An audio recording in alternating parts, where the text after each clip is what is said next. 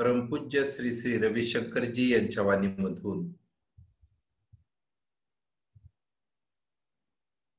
महामुनी अष्टावक्र आणि जनक राजा यांच्यामधली ज्ञान चर्चा आपण पाहत आहोत.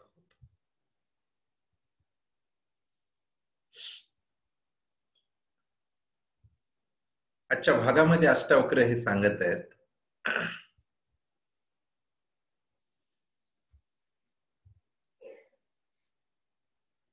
की सुख आणि दुःख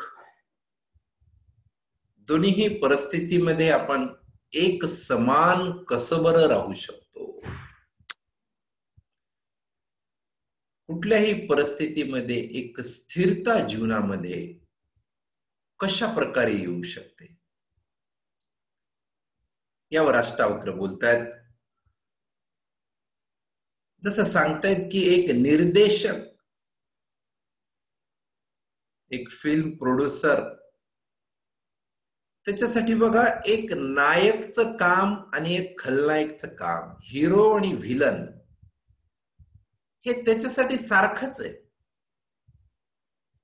तो असं कधी म्हणत नाही की हिरोने चांगलं काम केलं तर खुश होणार आणि खलनायकाने चांगलं काम केलं तर दुःखी होणार, असं कधीच नाही. त्याच्यासाठी दोन्हीही पात्र सारखेच आहेत. त्याला सतत वाटत असतं की हिरोने पण चांगलं काम करावं आणि त्या व्हिलननी पण चांगलं काम करावं. दोन्ही रोल मध्ये तो भेदभाव कधीच करत नाही. एक तटस्थ राहून, एक वेगळं राहून त्या दोन्ही भूमिका तो एकाच नजरेतून पाहत असतो, हे सांगतात. सर्व पात्र त्याच्यासाठी सारखेच आहेत हे सांगतायत. पुन्हा सांगतायत की एक ज्ञानी माणसासाठी, जो ज्ञानाने भरलेला आहे, ज्याला या सृष्टीचं, आपल्या शरीराचं, या ब्रह्मांडाचं ज्ञान झालेलं आहे, अशा ज्ञानी व्यक्तीसाठी सुद्धा हा सगळा संसार मधलं सुख असो, दुःख असो, सोपी परिस्थिती असो, अवघड परिस्थिती असो, हसण्याच्या घटना असो, रडण्याच्या घटना असो, सर्व परिस्थितीमध्ये तो स्वतःला कसं ठेवतोय, एक समान त्याच्या मनाची स्थिती ठेवतोय, त्याला ज्ञानी म्हणतायत. आणि हे ज्ञान आता अष्टावक्र जनक राजाला सांगतायत की कुठल्याही स्थितीमध्ये आपण आपल्या मनाला स्थिर ठेवणे, प्रसन्न ठेवणे, आनंदी ठेवणे, एक समान ठेवणे, हे खरं ज्ञानी माणसाचं लक्षण आहे, हे इथं सांगतायत. जसं एक आई बघा, त्याचा मुलगा त्याच्यासोबत कसाही वागो, चांगला वागो, वाईट वागो, आनंदाने वागो, रागाने वागो, तर लहान मुलगा बघा थोड्या वेळाने आईला लाथा मारत असतो. तो काहीही जरी केला ना तर त्या आईला काहीच फरक पडत नाही. ती तसंच हसत, प्रसन्न भावतेने, आनंदाने त्याच्यासोबत व्यवहार करत असते. हे सांगतायत की एका ज्ञानीच्या दृष्टीने हे सर्व जगत जे आहे ते फक्त दृश्य मात्र आहे, एक दृश्य आहे. मग ज्ञानी माणसात आणि आपल्यात काय बरं फरक आहे? तर फार सुंदर फरक सांगतायत की आपण बघा, सुख दुःख आलं की एक सांसारिक पुरुष, आपण एक सर्वसामान्य नागरिक म्हणून आपण त्या परिस्थितीला बघितल्याबरोबर आपण विचलित होतो. आणि ज्ञानी कुठलीही परिस्थिती असेल तर विचलित नाही होत, डिस्टर्ब नाही होत, परेशान नाही होत. याला सांगितलेलं आहे की ज्ञानी माणसाची नजर आणि सामान्य माणसाच्या नजरमध्ये हा एक मूलभूत फरक सांगतायत. असं नाही की ज्ञानी माणसाला सुख दुःख होत नाहीये, त्याला पण सुख होतं, दुःख होतं, पीडा होते, त्रास होतो, आनंद पण होतो, प्रसन्नता पण होते. पण सर्व या भावनांमध्ये तो कधीही विचलित होत नाही. खूप आनंदाची परिस्थिती झाली, हा ठीक आहे, आनंदी आहे. खूप वाईट परिस्थिती आली, हा ठीक आहे, थोडासा मी दुःखी आहे. दोन्हीही स्थितीमध्ये विचलित न होणं, परेशान न होणं हे अद्भुत क्वालिटी एक ज्ञानी माणसामध्ये असते, हे इथं अष्टावक्र सांगतात. आपण जीवन जगत असताना बघा हे किती जरुरी आहे. तर छोट्या मोठ्या गोष्टीपासून आपण किती परेशान होतो. लहान काहीतरी झालं, घरात भांडण झालं, तंटा झालं, काहीतरी थोडस नुकसान झालं, कुणी काहीतरी बोलला, छोट्या छोट्या गोष्टीपासून आपण ते मन पूर्ण त्या गोष्टीमध्ये अडकून घेतो आणि विचलित राहतो. 1-2 दिवस, 8 दिवस, 15 दिवस, काही वेळी लोक तर वर्ष वर्ष त्याच्यात परेशान राहतात. कसं आयुष्य निघून जाते पत्ताही लागत नाही त्यांना. हे इथं अष्टावक्र सांगतात की कुठल्याही परिस्थितीमध्ये एक स्थिरतेनं राहणे, प्रसन्नते राहणे ही एक अद्भुत कला आहे, हे सांगतायत. जसं गुरुदेव सांगतायत, आश्रम मध्ये काही दिवसापूर्वी थोडस एक कोणाकडून तरी गोळी चालल्या गेली, एखाद्या माणसाला लागली पण थोडीशी, तेव्हा थोडीफार दुखापत पण झाली. खूप झालं, मग पोलीस आले, चौकशी झाली. पण तिथं सगळी गुरुदेवाच्या सान्निध्यामध्ये सगळी ज्ञानाने आणि प्रेमाने भरलेली सगळी भक्त, असा असतो आपला नेहमी आश्रम, तर कुणालाच त्याचं काही वाटत नव्हतं. सगळे आनंदाने सांगतात, पोलीस विचारतात तरी आनंदाने सांगतात. ज्याला गोळी लागली तो सुद्धा दुःखी नाहीये, तो सुद्धा स्वतःला धन्यभागी समजतोय की बघा नुसती गोळी मला लागूनच गेली, पण पूर्ण लागून छातीमध्ये गेली असती तर मृत्यू झाला असता. हे ज्ञानी माणसाचं लक्षण बघा. जे चांगलं झालं ना, कसंही हो, तो ते चांगल्यासाठी झालं हे समजत असतो आणि प्रसन्न राहतो. बाकीचे सगळे लोक आहेत ना, ती परेशान होत होती की अरे इतकी सगळी घटना घडून तुम्ही परेशान कस काय नाहीयेत, दुःखी कस काय नाहीयेत. पण ज्ञान हे माणसाला दुःखापासून वर नेतंय, हे इथं सांगतात. आणि एक सांसारिक माणूस आणि योगी माणसामध्ये हाच एक मूलभूत फरक सांगत आहेत.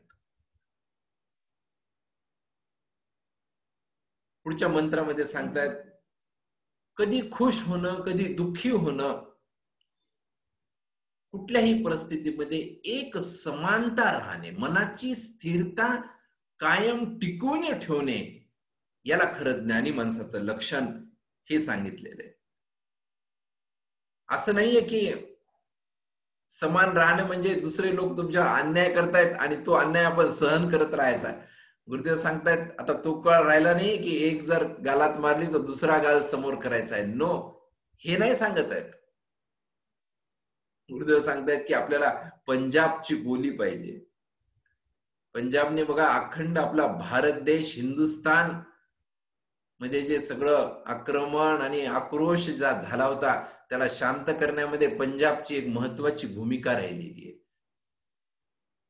आणि संत गुरु नानकजींनी संत सिपाही ही घोषणा केलेली आहे. संत सिपाही काय, आधी संत व्हा आणि नंतर एक शिपाई म्हणून मजबूतपणे उभं टाका, हे सांगितलेले त्यांनी. भगवद्गीतेत सुद्धा श्रीकृष्णाने हाच संदेश दिलेला आहे. अर्जुनाला काय म्हणतात, हे अर्जुन, आधी तू शांत हो आणि नंतर युद्ध कर. बघा, दोन गोष्टी विरोधी वाटतायत. युद्ध करणे आणि शांत होणे आपल्याला वाटते विरोधी आहे, कसं काय जमणार आहे. जे आक्रोश आहे, जे भांडण, डोकं ज्यांचं गरम आहे तेच युद्ध करू शकतील, एक शांत माणूस कसं काय बरं युद्ध करल. तर इथं गुरुदेव सांगतायत की शांत मनाने, प्रसन्न मनाने जो व्यक्ती काम करू शकतो ना, तो अप्रसन्न आणि दुःखी माणूस कधीच तो काम करू शकत नाही. आणि इथं सांगतायत की स्वतःच्या चेतनेला सांभाळायचंय, स्वतःच्या मनाला सांभाळायचंय, स्वतःच्या सगळ्या भावनांना सांभाळायचंय आणि हे सगळं करून मग आपलं कर्म करायचंय, आपलं कार्य करत राहायचंय. जे खूप काम करतात ना लोक, आपल्या गुरुजींचं आपण उदाहरण घेऊ शकतो. बघा, 24 तासातले 22 तासाच्या वर गुरुदेव काम करत असतील. 160 देशामधले आश्रम चालवत आहेत. 160 देशामध्ये वेगवेगळ्या ऍक्टिव्हिटीज चालत आहेत, मोठमोठे प्रोग्राम्स चालू आहेत, वेगवेगळ्या देशांच्या समस्या सोडवत आहेत. अहो, साधारण माणसाला शक्य आहे का हे? काही क्षणातच वेडावून जाईल तो माणूस, साधारण माणूस. तो गुरुदेव याचं राज एक सांगतायत की हे कसं काय करू शकतायत. कारण का? कारण ते स्वतः सोबत आधी जुळलेले आहेत. स्वतःमध्ये जी चेतना आहे, आनंद आहे, त्याच्यासोबत त्यांचं कनेक्शन झालेलं आहे आणि स्वतःमध्ये आनंदी आणि प्रसन्न आहेत. आणि जो आनंदी आणि प्रसन्न असतो ना, तो या ब्रह्मांडात कितीही मोठं कार्य केलं तर त्याला ताणतणाव येणार नाही किंवा त्याच्यापासून रागद्वेष येणार नाही आणि तो सतत कार्यशील राहू शकतो. या प्रकारचं अद्भुत गूढ इथं आपल्याला गुरुदेव सांगतात. नाहीतर आपण बघा, नुसतं आपल्या घरचं काम करून, एक जॉब करून, बस संध्याकाळी आलं की आपण राग राग राग. कारण स्वतःचा जो मूळ स्रोत आहे आनंदाचा, त्याच्यासोबत आपण कनेक्ट नाही झालो आणि मग वेगवेगळ्या संसारातल्या गोष्टींचा जर आसर घेत राहिलो आपण, तर तणावातच येऊ, आपण परेशानच होऊ. म्हणून सांगतायत की या बाजूच्या सगळ्या परिस्थितीला जर आपल्याला हँडल करायचं असेल तर आधी आपल्या मनस्थितीला सांभाळावं लागेल, एक धीरज ठेवावं लागेल, शांत व्हावं लागेल आणि त्याच्यानंतर मग कुठलंही काम आपण करू शकतो. कोणीही असो, आपण एक साधारण पुरुष असो, व्यापारी असो, किंवा आपण नोकरी करत असो किंवा घरगुती महिला असो. महिला आपल्या नेहमी समजतात बघा, मी साधारण घरची महिला आहे, मी काय करू शकते. एक महिला सुद्धा खूप काही करू शकते. किंवा ती स्वतः आत्मा आनंदाने भरलेली आहे, प्रसन्न आहे, आनंदी आहे. ती स्वतःच तर कुटुंब सांभाळेलच, समाजातली हजारो कुटुंब उभं करण्याची ताकद त्या महिलेमध्ये आहे. अशा प्रकारचं ज्ञान इथं गुरुदेव देत आहे. म्हणून बघा, आर्ट ऑफ लिव्हिंग मध्ये आपल्या कोर्स मधला पहिला जे ज्ञानसूत्र आहे, opposite values are complementary to each other. विरोधा हेच सांगताय तिथं. शांती आणि अशांती हे एकाच नाण्याच्या दोन बाजू आहेत. ह्या जीवनात येतच राहणार. मला फक्त सुख आणि सुखच पाहिजे जन्मल्यापासून मरेपर्यंत, अशक्य गोष्ट आहे. पण दुःख जरी आलं तर ते दुःख, अशांती कशासाठी येते? कारण सुखाची आणि शांतीची व्हॅल्यू पटवून देण्यासाठी, महत्व पटवून देण्यासाठी ते निसर्गानं ठेवलेलं आहे. इतकं अप्रतिम डिझाईन आहे बघा निसर्गाचं. म्हणून सांगतायत की राग द्वेष याच्यामधून कधीही न येता प्रसन्न चित्त राहा, आनंदी राहा, प्रसन्न खुश राहा. आणि त्याच्यानंतरच तो ज्ञानी जसा धीरज ठेवतो, ते ठेवल्यानंतर मग कस काय बरं अधीरता, डरपोकपणा, भीती, तणाव, टेन्शन हे कसं काय येणं आपल्याला शक्य आहे, हे इथं अष्टावक्र सांगतायत. दुसरं सांगतायत की सहनशीलताला भित्रेपणा काही लोक समजतात. काही लोक आपल्याला म्हणतायत, बोलतायत आणि आपण शांत बसून आहेत, तर समोरचा आज्ञेने मूर्ख व्यक्ती असा समजू शकतो की बघा हा किती माणूस डरपोक आहे, भित्रा आहे. जो माणूस सुदृढ असतो ना, जो माणूस शक्तिमान आणि आनंदाने भरलेला असतो, तो कुठल्याही परिस्थितीला लवकर रिएक्शन देत नसतो. कुणी काहीतरी म्हणलं की लगेच वादविवाद याच्यात नसतो पडत. तो शांत राहतो काही वेळ. आणि शांत राहणे, विचलित परिस्थितीमध्ये सुद्धा शांत राहणे ही खरी शक्ती सांगितलेली आहे. त्यालाच म्हणतात सहनशीलता. सहनशीलता ही फक्त ज्ञानी माणसाजवळ असते, अज्ञानी माणसाजवळ कधीच नसते. या प्रकारचं ज्ञान इथं अष्टावक्र जनक राजाला देत आहेत. आणि आजकालची तर बघा अशी परिस्थिती आहे, कोणी व्यक्ती प्रसन्न आहे, आनंदी आहे, तर एक त्याचा अपराध समजल्या चाललाय की कस काय माणूस हसू शकतोय. विचलित परिस्थितीमध्ये आपण हसतोय तर अपराध समजतात लोक. कारण काही लोक ढोंगीपणा पण करतात. मॅक्झिमम लोकांचं जे हसणं असतं ना, त्याच्या आतमध्ये क्रोध, राग, भीती, अप्रसन्नता, डर सगळा बसलेला असतो आणि वर ते हास्य असतं, ते ओळखू येतं लगेच. खरं ज्ञानी माणसाचं जे हास्य असतं ते हास्य एकदा आलं की गुरुदेव सांगतायत कधीच मिटणार नाही ते हास्य. अशा प्रकारचं ते हास्य आहे.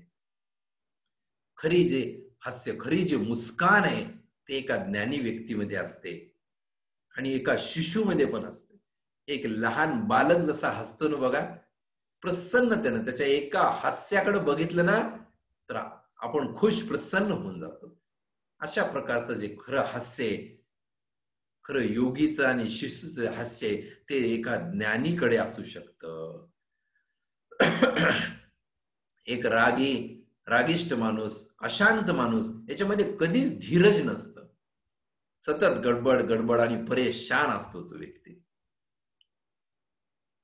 पण सांगतायत की होण्यासाठी संत होण्याची गरज नाहीये हे सांगतायत. तुम्ही संत झाल्यानंतरच हे सगळे येतील. नो, एका साधकामध्ये सुद्धा या सगळ्या क्वालिटी येऊ शकतात. बघा आपण एक सगळे साधक म्हणून जीवन जगत आहोत, तर सरळ सांगतायत अष्टावक्र की खूप संत महात्मे तुम्हाला संन्यासी होण्याची गरज नाहीये. संसारात राहून सुद्धा, एक साधक राहून सुद्धा या सगळ्या गोष्टी आपण आत्मसात करू शकतो याचा विश्वास अष्टावक्र देत आहेत आपल्याला. आणि पुढे सांगतायत की एक ज्ञानी माणूस आपलेपणाच्या भावनेने भरलेला असतो, प्रेमाने भरलेला असतो. त्याला आपलं दुसऱ्यांचं दुःख हे आपलं स्वतःचं दुःख हे वाटत असतं त्याला. जसं एखादी आई आणि मुलगी, आई किंवा मुलगा, बहीण भाऊ मित्रांसोबत जिथं खूप घनिष्ठ आपलेपणाचा संबंध असतो ना, तिथं त्याला दुसऱ्याला जरी त्रास झाला तर असं वाटतं की आपल्यालाच त्रास होतोय. म्हणून सांगतो की त्याला ज्ञानी माणसाला, प्रेमाने भरलेल्या माणसाला स्वतःचं शरीर म्हणजेच सगळं संसार वाटतं. माझं शरीर आणि एक करोडो शरीर एकच आहे असा त्याच्यामध्ये भाव यायला लागतो. आणि त्याला सांगितलंय आपलेपणाचा भाव. आणि म्हणून बघा एक ज्ञानी माणूस दुसऱ्या जे स्वतःसाठी ठीक नाहीये, एखादी गोष्ट जर आपल्यासाठी ठीक नाहीये, तो व्यक्ती दुसऱ्यासाठी सुद्धा कधीच करत नाही. ज्या माणसाला वाटतं की आपण बोललं तर वाईट बोललं तर दुसऱ्याला दुःख होऊ शकतो, तो कधीच दुसऱ्याला दुःखी करणार नाही किंवा वाईट बोलणार नाही. आपल्या स्वतःला जे वाटतं ना ते आपण दुसऱ्यासोबत कधीच न करणं हे सगळ्यात मोठं ज्ञान आहे. आपल्याला वाटतं लोकांनी आपल्यासोबत रोज गोड बोलावं, तसंच आपण सुद्धा रोज सगळ्यांशी गोड बोलावं. आपल्याला वाटतं सगळ्या लोकांनी आपली कधी मदत करावी, तसंच आपण सुद्धा सदैव लोकांची मदत करावी. तर हे इथं सांगतायत की एक ज्ञानी माणूस स्वतःला जे पसंत नाही ते इतरांसोबत कधीही करत नाही. हे एक ज्ञानी माणसाचं लक्षण इथं सांगत आहेत. आणि तो शारीरिक स्तरावरती, मानसिक स्तरावरती, आत्मिक स्तरावरती हे सगळं ब्रह्मांड एकच आहे, ही आपली चेतना एकच आहे, या प्रकारचं ज्ञान प्राप्त झाल्यानंतर ही खरी प्रेम, खरी आत्मीयता, आपलेपणाच्या भाव सोबत मग तो ज्ञानी जीवनात पुढे पुढे वाटचाल करत असतो हे सांगतात. आणि हे जे विविधतापूर्ण संसार भरलेला आहे तो विविधतेने जरी भरलेला असेल तर या एकाच चेतनेपासून बनलेला आहे. अशा प्रकारचं सुंदर ज्ञान आज अष्टावक्र जनक राजाला देत आहेत.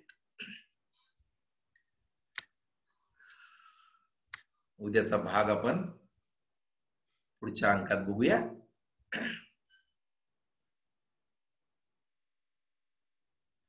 काही क्षण डोळे बंद करून विश्राम करूया.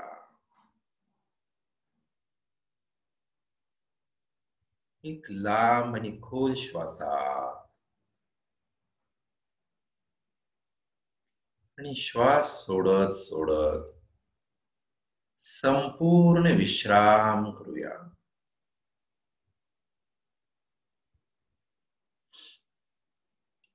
परत एक लांब आणि खोल श्वासात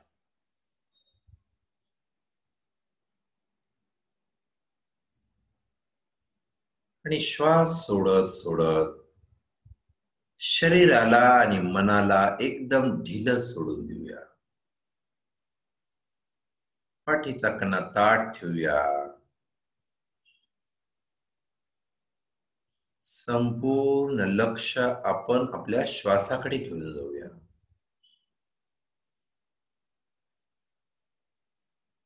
एक लांब आणि खोल श्वासात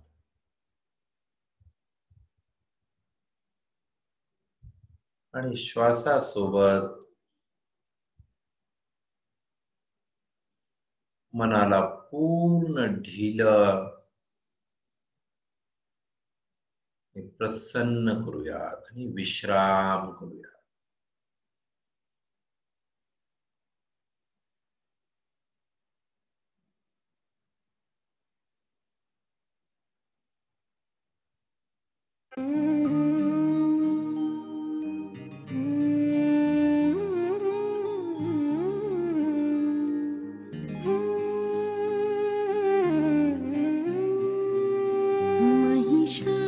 महिषासुरमर्दिनी निशुम्भ शुम्भ